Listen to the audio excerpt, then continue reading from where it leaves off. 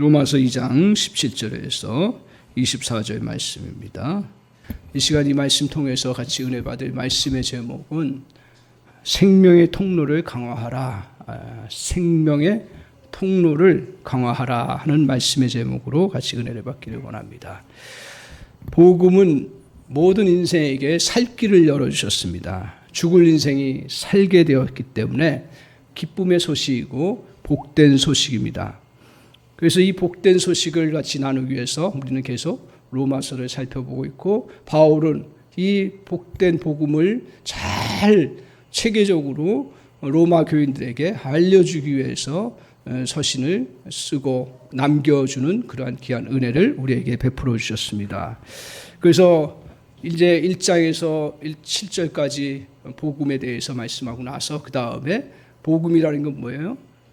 여러분이 복된 소식이 뭐예요? 죽을 지경에 있었는데 살게 되었다라는 게 세상 얘기도 복된 소식이요.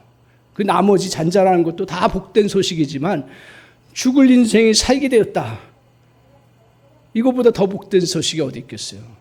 그런데 자기가 죽게 되었다라는 것을 모르는 사람이 어떻게 복된 소식이라고 살겠어요? 자기가 죽을 지경에 빠져 있었는데 그걸 모르고 저처럼 무의식 상태에 물에 빠져가지고 죽을 뻔하다가 나중에 건진받고 그때서야 이제 알고서 감사하다 이렇게 생각되는데, 그 과정을 잘 모르는 사람들은, 이게 죽음의 과정을 잘 모르는 사람은 복된 소식으로 받아들일 수가 없습니다. 그래서 로마서에서 1장에서부터 3장까지 계속 말씀하시는 게 뭐예요? 너희는 죽게 될 인생이라는 것을 아주 빠져나갈 수 없는 그 예를 다 들어가면서 말씀하고 있습니다. 그래서 첫 번째로 뭐라고 얘기하고 있습니까? 모든 인생은, 우리 비유로 얘기하면 제 암덩어리, 제 가운데 제 세포가 우리 안에 있어서 그 제 암덩어리로 사망을 이루는 거. 오늘 우리의 몸에 다 그냥 건강한 세포만 있는 게 아니라 암의 세포가 있어서 그것이 정상적으로 그냥 잘 살아가는 것 같은데 어느 순간인가 우리를 지배하고 다스리게 되면 죽는 인생이 된다.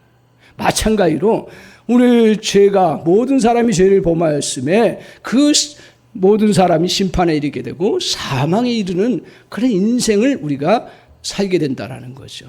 하나님이 우리에게 이렇게 100년, 어떤 때는 100살까지 넘게도 살게 하셨는데 뭘 죽을 인생이냐? 매일 이렇게 우리는 질문을 해요. 솔직히. 그렇지만 오늘 성경은 우리를 향해서 정말 너희는 영원히 죽을 수밖에 없는 그러한 그 약함을 갖고, 그 죄성을 갖고 우리에게 태어났다라고 이야기하고 있습니다. 그래서 1장 7절에서부터 쭉 모든 사람이, 우리 32절까지 모든 사람이 죽게 됐다. 죄 가운데 있어서 죽게 됐다. 이걸 선포하고 나서 사람들이 그래도 예가 있지 않습니까? 어떤 사람이 예예요? 2장 1절에 보면 남을 판단하는 사람. 이건 남을 판단하는 사람은 누구를 이렇게 나쁘게 하려고 하는 사람을 예를 들은 것은 아닙니다. 이것은 남을 판단할 만큼 심판자의 위치에 있는 사람들. 누가 있겠어요? 법조계 얘기하면 판사가 있겠고요. 정치가들로 얘기하면 국회의원들이 있고요. 또 언론계로 얘기하면 각 그 언론 문화, 그래서 이끌어가는 아주 훌륭한 사람들, 그런 사람들은 그 성인군자처럼 그래도 열심히 노력하고 잘 살아가는데 무슨 그 사람도 정죄를 받고 그 죽을 인생이냐라고 반문했을 때, 오늘 바울을 통해서 하나님께서 들려주시는 것은 그 사람들도 여전히 죽을 인생이다. 근데 오늘 지난 시간에 우리가 살펴본 것처럼 그 사람들이 이렇게 죄 때문에 누구나 심판받고 죽을 수밖에 없는 인생인데, 더 성경에서는 왜 그들이 죽을 인생이냐 하는 걸 이야기했을 때 뭘 가지고 얘기했어요? 일반 사람, 모든 사람이 죽지만 성인군자가 그래도 나름대로 잘해서 살 수 있는 그런 가능성이 있는 것처럼 보이지만 그들도 죄인인데, 그들의 문제는 뭐냐 하면 하나님의 긍휼과 자비를 받아들이지 아니하고 거부하는 그러한 존재이기 때문에 그들은 더 죄의 진노 가운데, 더라는 표현이 이상한데 그들도 역시 죽게 되었다. 결국 말하는 건 뭐냐 하면 우리가 죽게 된 것은 죄 때문에 죽지만 근본적으로 죽는 이유는 뭐냐 하면 하나님의 긍휼과 자비를 받아들이지 않기 때문에 죽는다라는 거예요. 그러면서 오늘 오늘 2장 17절에서부터 누구를 예를 들냐면 그래도 또 예외가 있지 않습니까? 하는 것도 일반 사람들이 질문하는 내용이에요. 그게 누구냐 하면 유대인이에요. 유대인들은 어떤 은혜를 입었어요? 우리가 뭐 유대인 막 이러니까 뭐 별로 그런 것 같은데 그 당시에 예수님 당시 그 유대인들의 그 종교적 특권은 대단했습니다. 두 가지로 크게 이야기합니다. 하나는 뭐냐 하면 말씀인 율법을 받았어요. 또 하나는 그들에게 뭘 받았어요? 우리는 뭐 그게 그냥 종교적인 의식이라고 생각하는데 신앙적으로 보고 종교적으로 보면 그들이 그 할례를 받았다라는 거, 그러니까 하나님의 선민이라는 거, 하나님 택한 백성이라는 거, 이건 대단한 자부심과 은혜였습니다. 사실은요. 이거보다 더 큰 은혜가 어디 있어요, 사실. 그래서 그들은 이런 율법인 하나님의 말씀과 또 할례를 받아서 자기들은 하나님과 교제하고 하나님 앞에서 은혜를 입기 때문에 우리는 망할 인생이 아니라는 거예요. 그런 질문 앞에 바울이 한마디로 얘기하면 뭐라 그래요? 너희들도 유대인들도 죽을 인생이라는 거예요. 무슨 말입니까? 왜 우리가 죽을, 하나님과의 관계가 다 연결되어 있고 살아있는데 말씀이 살아있고 또 그 할례가 계속 이어지고 있는데 왜 죽을 인생입니까? 우리 현대식으로 말하면 이런 의미입니다. 그런데 그것에 대해서 너희도 죽는다. 왜 죽느냐?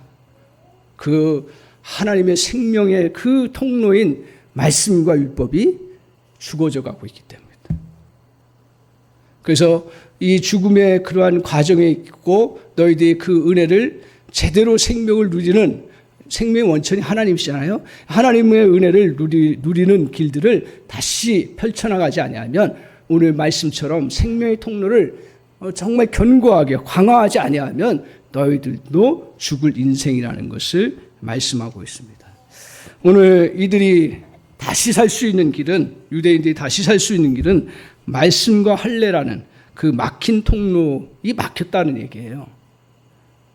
막혔기 때문에 그 통로를 뚫어주는 것입니다. 그리하여 하나님의 긍휼과 자비를 누리며 진정한 생명을 공급받는 것입니다.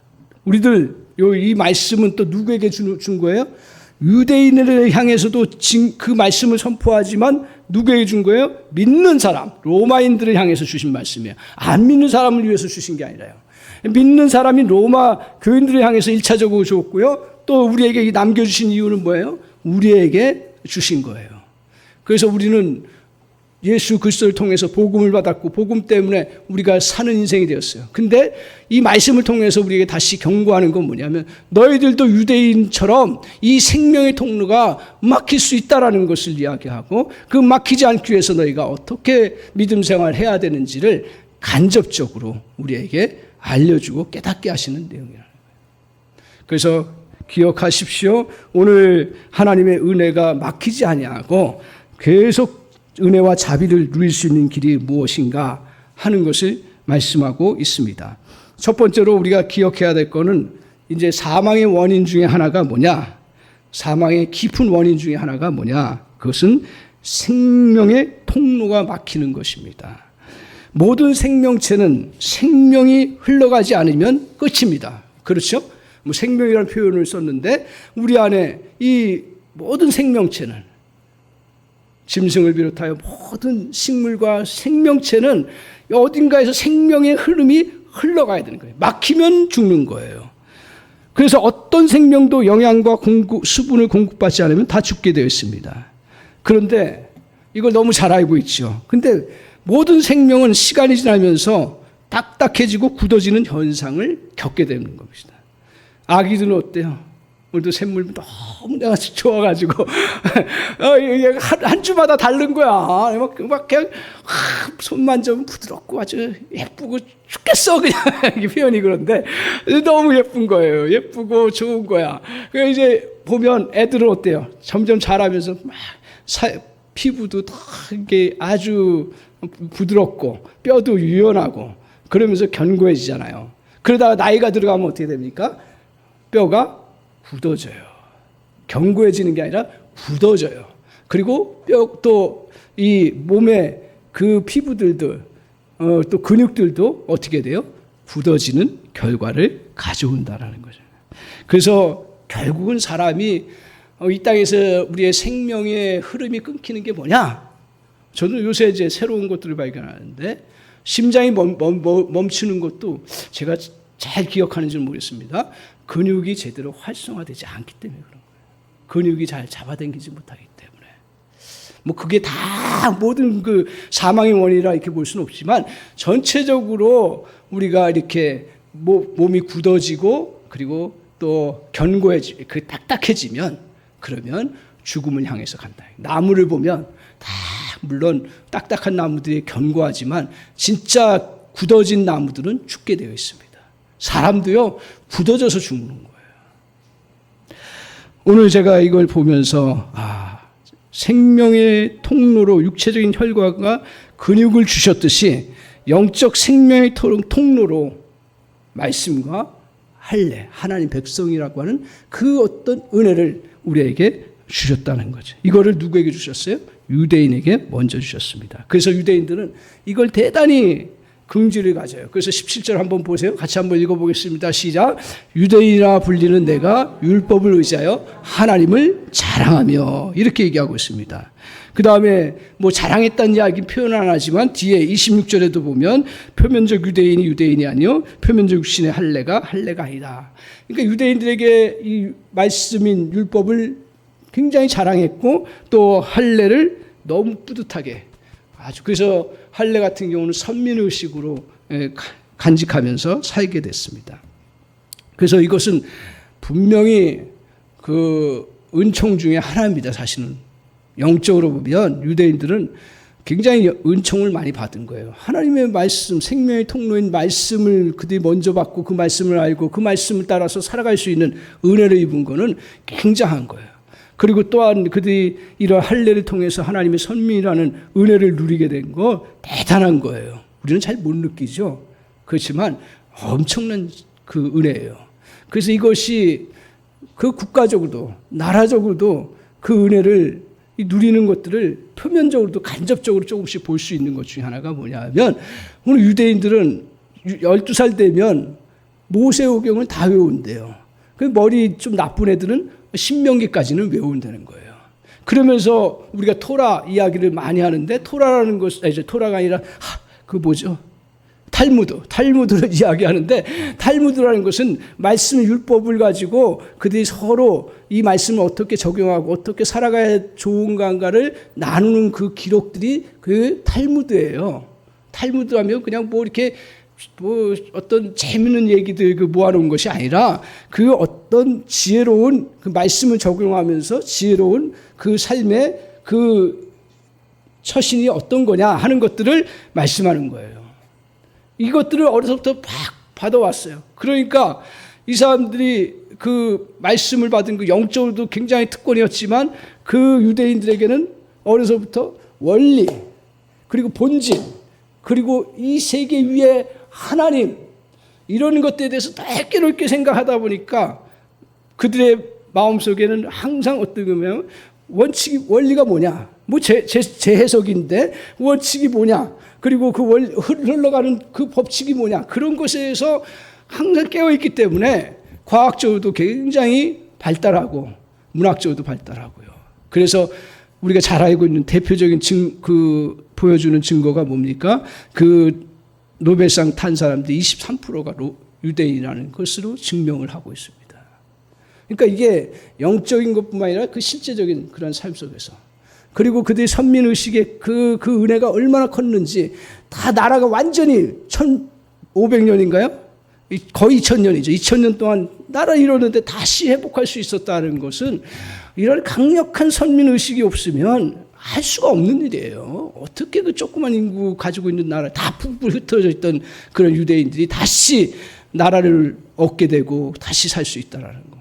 그러니까 이 선민의식이라는 게 영적으로도 굉장한 거지만 또 실질적으로 삶 속에서도 큰 능력을 나타내는 거죠. 이렇게 큰 특권을 가지고 살아갔습니다.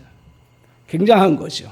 그런데 문제는 뭐냐면 성경에서 진단하는 거. 오늘 로마서를 통해서 진단하는 건 뭐냐면 유대인들에게 하나님의 말씀의 하나님의 은혜가 흐르지 않는다라는 거예요.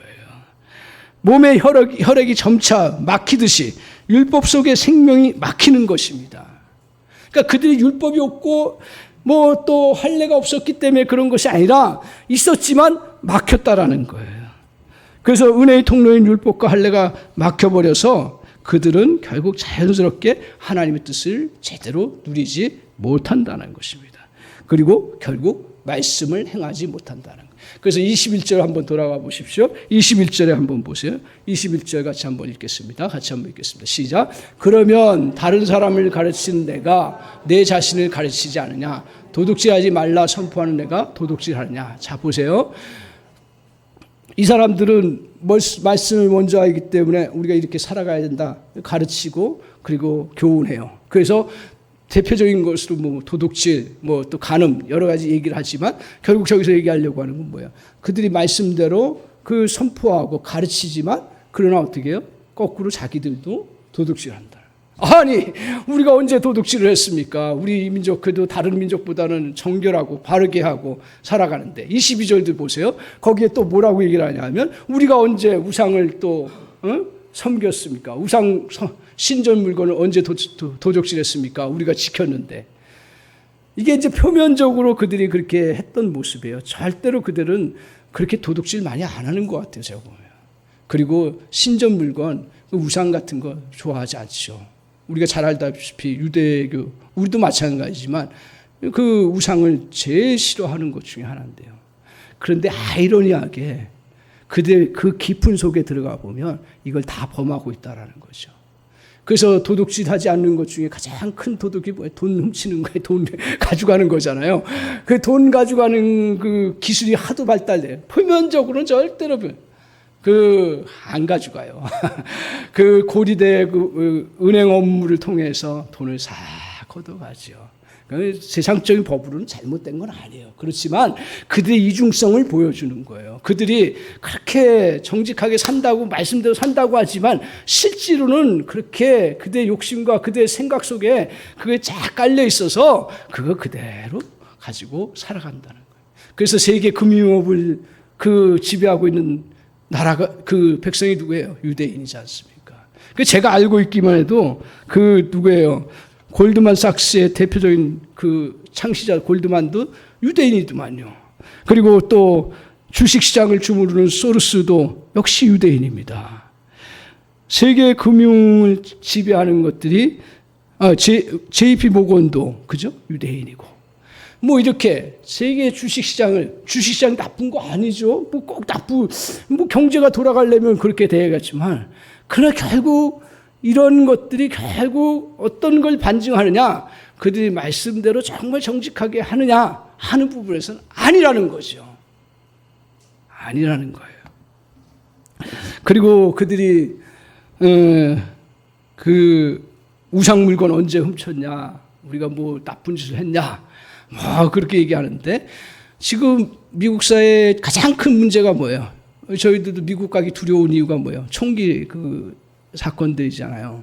굳이 하면 되는 건데 그걸 막으면 되는데 막지를 못해요. 왜? 그 총기 소지한 그 사람들이 워낙 세력이 크고 뭐 돈으로 다 뭐 로비를 하니까 할 수가 없는 거예요.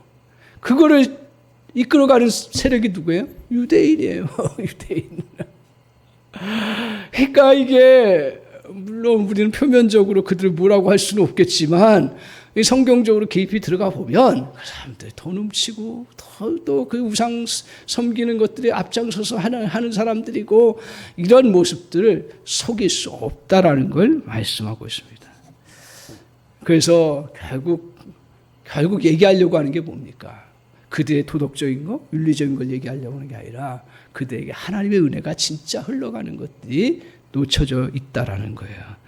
오늘 그들은 하나님의 은혜가 잘 흐르고 있다고 생각했습니다.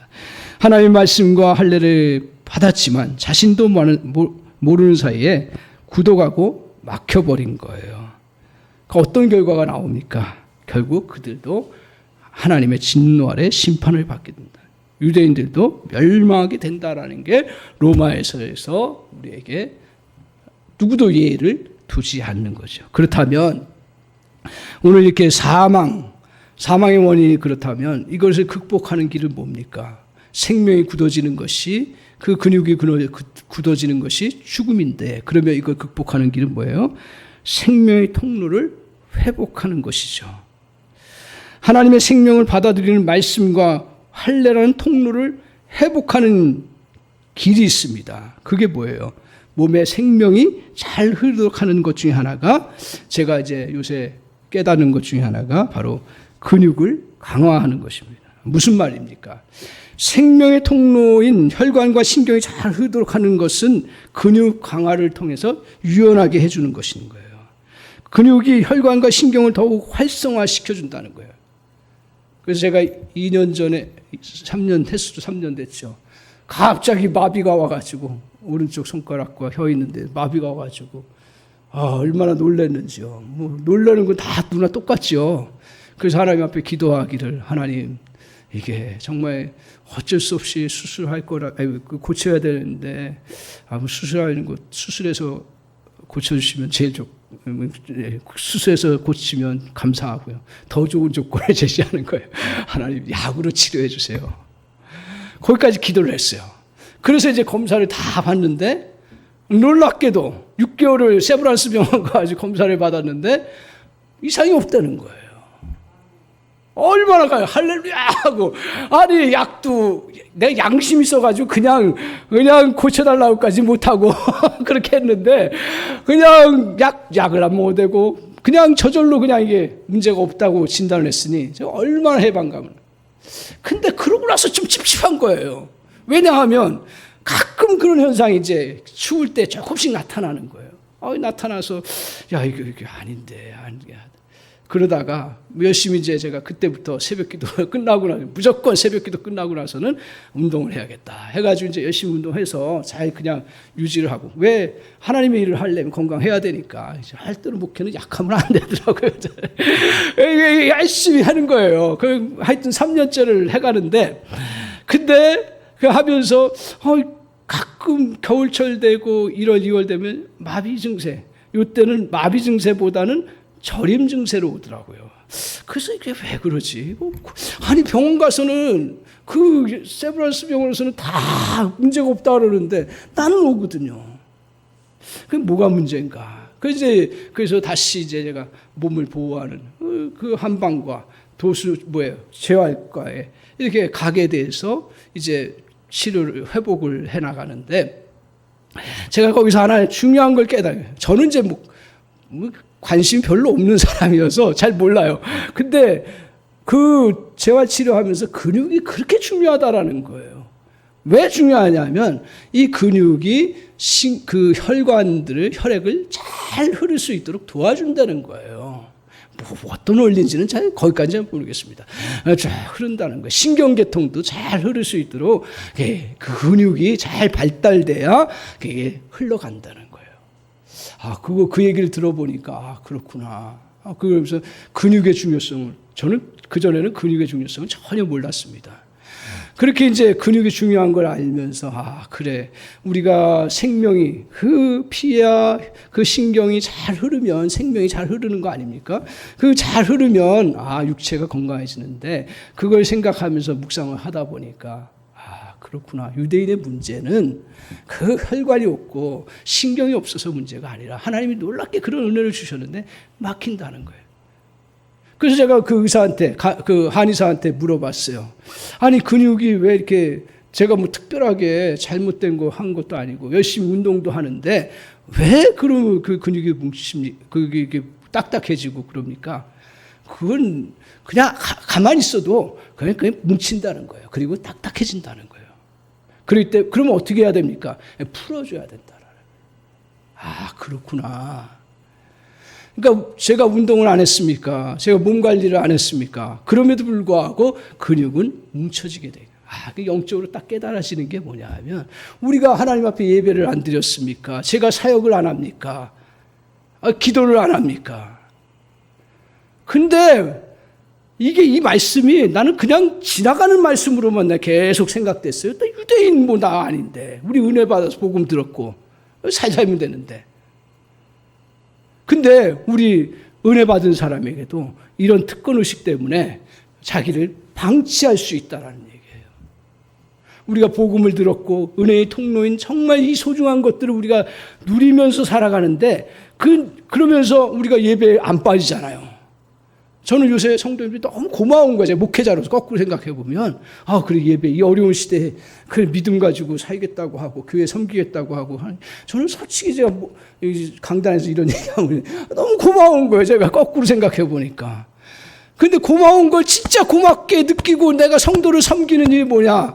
그러면 그분들의 우리 성도님들이 정말 은혜가 계속 흘러갈 수 있도록 난 끊임없이 말씀을 연구하고 끊임없이 기도하면서 이걸 찾아가야겠구나. 그런가 결단을 하게 되면서 이제 이거 적용을 해보니까 우리에게도 영적 근육이 자기도 모르는 사이에 막히는 거예요. 그리고 위축되는 거예요. 제가 보니까요, 오늘 근육 얘기해서 좀 죄송한데, 발을 이렇게 뻗잖아요. 근육 활동하지요. 우리 신앙생활 활동하잖아요. 교회도 나오고, 기도도 간간히 하고, 말씀도 보고 하잖아요. 근데 쓰는 근육, 이거 쓰는 것만 해요. 그러면서 제 안에 그냥 편한 것만 하는 거예요. 그러다 보니까 수축되고, 딱딱해지고, 안 되는 거예요. 그럼 어떻게 해야 됩니까? 제가 물어봤더니, 억지로라도 펼쳐줘야 된다는 거예요. 그래서 하는 일이 뭐냐 하면 이 다리 같은 것도 거꾸로 쫙 잡아당기는 거예요. 힘들더라고. 그걸 겪으면서 힘들더라고. 내가 이걸 왜 하고 있지? 근데 하고 나니까 시원하고 점점 좋아지는 것 같아서 쭉 하면서 저는 이제 영적으로 좀 이렇게 느끼기를 원하는 거죠. 그렇구나. 우리가 말씀을 들어요. 그리고 예배를 드려요. 근데 우리가 하던 것만 하는 거예요. 이게 이제 문제가 된다라는 거예요. 그래서 우리가 근육을 강화하는 건 뭐냐? 영적 근육을 강화하는 건 뭐냐? 저는 이걸 보면서 그래, 우리가 힘들지만 순종을 해야 되는구나. 실천을 해야 되는구나. 내가 사랑하죠. 우리 성도님들이 우리 자녀들 사랑하고 다 사랑하죠. 근데 내 안에 의지적으로 더 안 되는 사랑을 하기 위해서 몸을 더 그 마음을 쓰고 억지로라도 하고 그러면서 펼쳐나갔을 때 우리 영적 근육이 새롭게 회복되는 거예요. 그러니까 저도 이 말씀을 보기 전에는 내가 이 목회자로서 열심히 내가 목회를 하고 나름대로 최선을 다하려고 하는데 왜 나에게 하나님의 영적인 은혜가 약화된다고 얘기하고 또 막힐 수 있다는 얘기예요. 막힐 수 있어요. 착각하지 마세요. 신분이 여러분을 보장해 주지 않습니다. 교회 생활 몇십 년 했던 것이 여러분의 하나님과의 영적 생명을 온전하게 회복하는 일에 그것이 보장되지 않습니다. 어떻게 해야 돼요? 중요한 것 중에 여러 가지가 있지만 오늘 말씀을 통해서 우리가 깨닫는 것 중에 하나가 뭐냐면 순종을 통해서 억지로라도 거꾸로 해나가라는 거예요.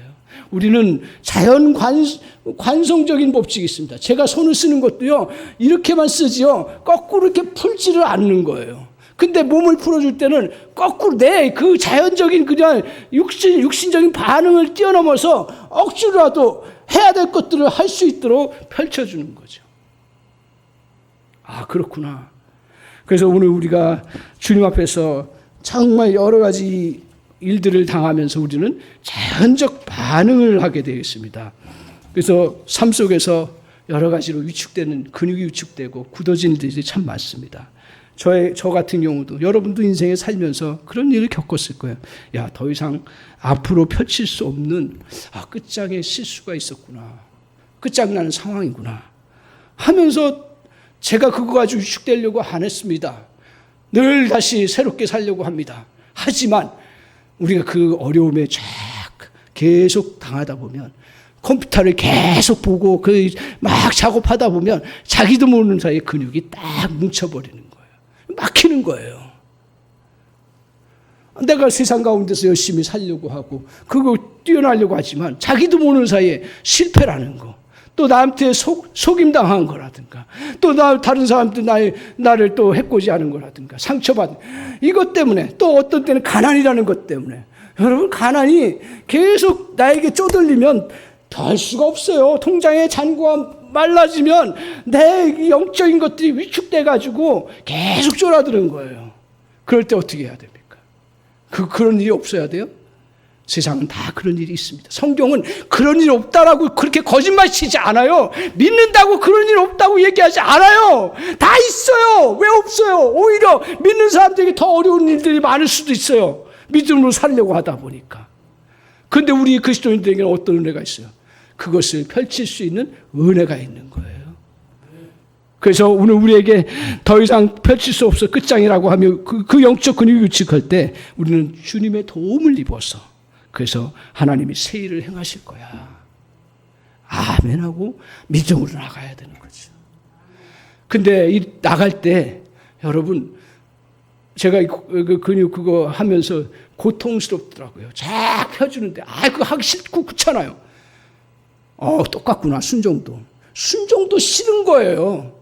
제 목회자지만 순종하기를 얼마나 원하겠어요. 순종하라고 가르치는. 그런데 실제로 남을 더 배려하고 남을 사랑하고 또 우리 인생이 끝장이라고 하는데 절대로 주님은 끝장이 아니고 새 일을 행하신다. 이 말씀은 제가 얼마나 많이 외치고 설교했습니까? 그럼에도 불구하고 저 안에 위축되는 거예요. 그때 그걸 이겨나갈 수 있고 필 수 있는 건 뭐예요? 순종하고 억지로 잡아당기면서 실제 삶 속에서 그렇게 해나가는 거예요. 그렇지 않으면 안 펴지는 거예요. 그래서 원인이 이거구나. 현대 그리스도인들이 저를 비롯해서 많은 그리스도인들의 문제의 원인이 우리가 다 잘 알고 있고 은혜의 통로가 있고 우리는 믿음 생활 잘하고 그래 교회 열심히 나가고 이렇게 하는데 실제로 우리 안에 생명의 능력이 잘 흐르지 않는 거예요. 그래서 저와 여러분에게 적잖은 불행을 겪으며 영적 근육이 짧아집니다. 뭉칩니다. 이때 하나님을 의지하면서 그래 하나님께서 미래와 희망을 주시라고 약속하죠. 예레미야 29장 11절 말씀. 그래 미래와 희망을 주실 거야. 막 근육이 뭉쳐요. 미치겠어요. 이 표현이 좀 죄송합니다. 미치겠어요. 진짜 근육이 뭉쳐요. 막 나 느껴요. 그럼에도 불구하고 어쩔 수 없이 내가 위축돼. 그럼에도 불구하고 주의 약속대로 미래와 희망을 주님이 주신다고 하셨어. 그래 이거 믿고 다시 나가자. 그럴 때 마음속에 쉽지 않더라고요. 그리고 실제로 적용하려고 할 때 얼마나 어려운지 몰라요. 그렇지만 잠시 또 억지로라도 해보니까 막 몸이 시원하듯이 영적으로도 시원하고 뭔가 또 새롭게 길이 열리는 것 같고 은혜가 열리고 그러면서 새롭게 정말 이렇게 붙잡게 되는 놀라운 은혜가 있어. 오늘 사람들로부터 억울함 당함으로 영적 근육이 손상되었습니까? 이때 주님을 의지해서 겸손과 하나님의 경외함의 보상은 재물과 영광과 생명이라는 진리를 붙잡습니다. 그래요. 여러분 살다 보면 저희 목회자도 저도 속아서 한 번은 크게 어려움을 당하는 그런 인생을 사는 거예요. 인생이 그렇더라고요.